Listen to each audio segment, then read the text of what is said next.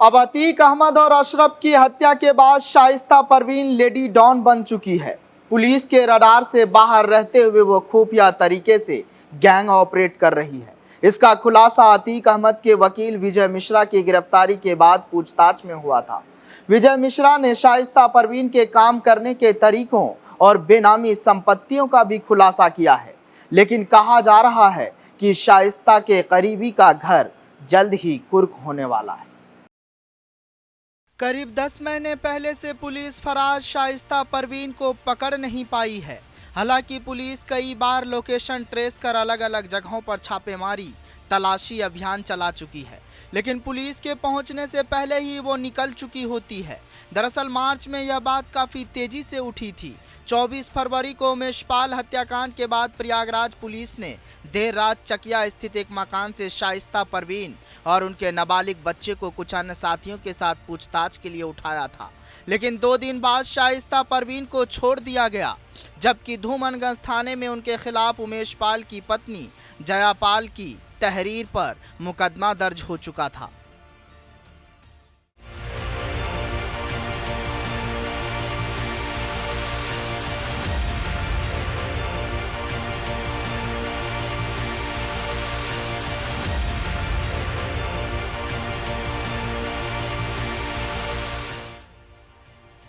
इस हत्याकांड केस में शाइस्ता परवीन ही नहीं बल्कि अतीक अहमद के 5-5 लाख के 3 इनामिया शूटर बमबाज गुड्डू मुस्लिम, साबिर और अरमान बिहारी भी पुलिस की गिरफ्त से बाहर है। इसके साथ ही उमेशपाल हत्याकांड की विवेचना के दौरान प्रकाश में आए अन्य अभियुक्त, जिसमें अतीक अहमद के छोटे भाई अशरफ की पत्नी जैनब फातिमा, अशरफ का साला सद्दाम आदि का नाम भी शामिल है।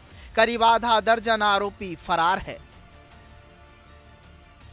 बस फिर क्या था, एक रोज घर वालों से मशवरा करने के बाद वो अपने पड़ोस में रहने वाले अतीक के पिता हाजी फिरोज अहमद के घर अपनी बेटी शाइस्ता की शादी का प्रस्ताव लेकर जा पहुंचे। जुर्म के सहारे कामयाबी की सीढ़ियां चढ़ने से पहले खुद अतीक का परिवार बेहद गरीब था। उसके पिता फिरोज अहमद एक मामूली तांगा चालक थे और तो और खुद अतीक 10वीं फेल था। ऐसे में जब एक पुलिस कांस्टेबल खुद अपनी बेटी की शादी का प्रस्ताव लेकर उनके दरवाजे पर पहुंचा तो फिरोज अहमद इस रिश्ते से मना नहीं कर सके और फिर जल्द ही इसी चकिया में अतीक और शादी की निकाह हो गई। उमेशपाल हत्याकांड के आरोपियों में अरबाज विजय चौधरी उर्फ उस्मान और अतीक अहमद के तीसरे नंबर के बेटे असद व शूटर गुलाम मोहम्मद पुलिस एनकाउंटर में ढेर हो चुके हैं। वही उमेशपाल हत्याकांड के मुख्य आरोपी अतीक अहमद व अतीक के छोटे भाई अशरफ की कालविन हॉस्पिटल में 15 अप्रैल को 3 शूटरों ने गोली मारकर हत्या कर दी थी। आरोपी शाइस्ता परवीन को पुलिस ने पहले ही भगोड़ा घोषित कर दिया है। उमेशपाल हत्याकांड मामले में शाइस्ता परवीन भी नामजद अभियुक्त है। कोर्ट के आदेश पर धूमनगंज पुलिस ने चकिया स्थित ध्वस्त मकान पर ही आईपीसी की धारा 82 के तहत नोटिस चस्पा किया था। विशेष न्यायाधीश SC/ST एक्ट के आदेश से प्रभारी निरीक्षक धूमनगंज राजेश कुमार मौर्य ने नोटिस आदेश को पढ़कर मोहल्ले वालों को सुनाया था। 5-5 लाख इनामिया मेन 3 शूटर अभी भी फरार। पुलिस ने शाइस्ता को घोषित किया भगोड़ा। 24 फरवरी को हुई थी उमेशपाल की हत्या। शाइस्ता को जमीन खा गई या आसमान निगल गया।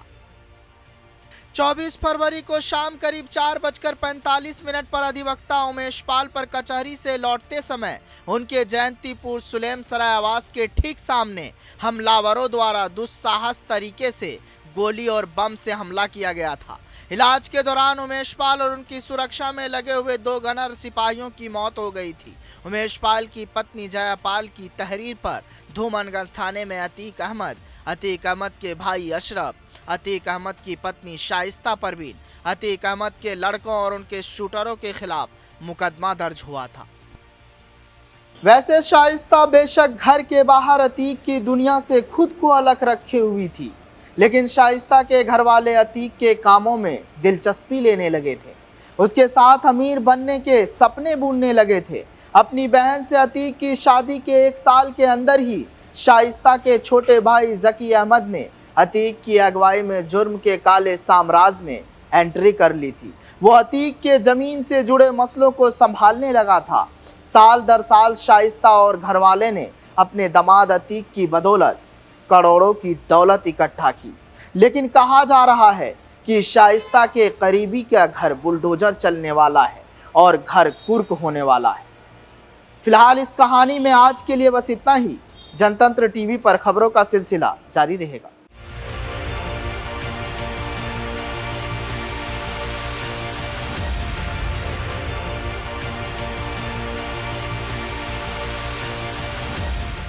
ब्यूरो रिपोर्ट, जनतंत्र टीवी।